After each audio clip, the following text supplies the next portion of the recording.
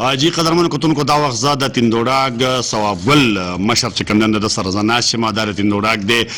د خپلو بچو او کور والا چې کوم دی ماشومانو د خپل کور نه رایستلی دی او دلته په تیندوډاګ کې چې کوم دی نو د یو بل کس په دیره کې چې کوم دی نه هغې ورته کټ ورکړی دی په هغې کې اوسي دی ناجوړه هم دی دا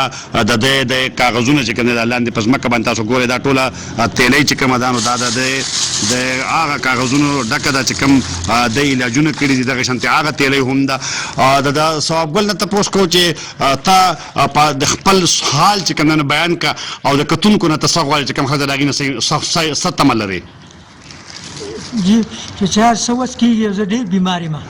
خطرناک بیمار یم دغه ګولۍ مې خرابې پرېشن ولاړې دي زړه بیمار یم او برپېشل مې ډېر سخت بیمار یم او غریب یم او ښځې یې وړو ټول لوی وړو حال یې مې رایستلی یم نه اوسه پورې مې زمینداري بهر سعودي کارونه موله کړي دي هر ځای موله کړي او چې اوس ګوټ شوم نو په لوړو په کمرې ووالم او تعلیم یافته بچي مې دي ټول او د کوره رایستلی یم دقسې ځغلولی یم په لارو ګودرو کې پروت یم یو ځای بل ځای او شرمېږم او وهي مې خلک او په دقسې زوړ خلک راپورې خاندي ښځه مې په کمرو ولي ټول مې ولي په کمرو باندې پرېږدي مې کور ته نه دي په ما باندې خطرناک علاق دی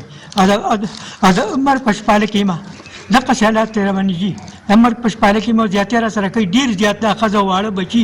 او ډېر زیاتی زامن را سره کړی دی او عزیزالرحمن نوم یې هغه ډېر زیاتی را سره کړی دی وهلی یم ښځه مې طلاقو دپاره قلا ته بولې ده چې دا ترې طلاقوم دقسې سپین ږیری ما دا به زما خدمت کوي زما غول میچازې به څوک کوي په کټ کې به زه کوم څوک به دا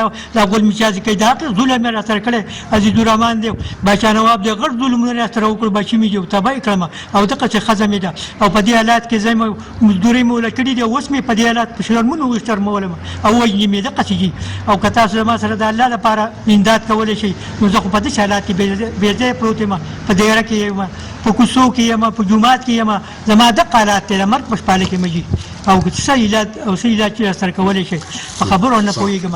ثواب ګل ماما چې کوم دی ګوډ ګوډ ګرځي کونټی ورسره ده ګردې هم ټیک نه دي او خپلو بچو او ښځو چې کوم دی د کور نه ایستلی دی او دلته کې بهر د یو ملګري په حجره کې چې کوم دی هغه ورله کټ ورکړی دی الله دې هغه سره ښه وکړي او هغه خلک چې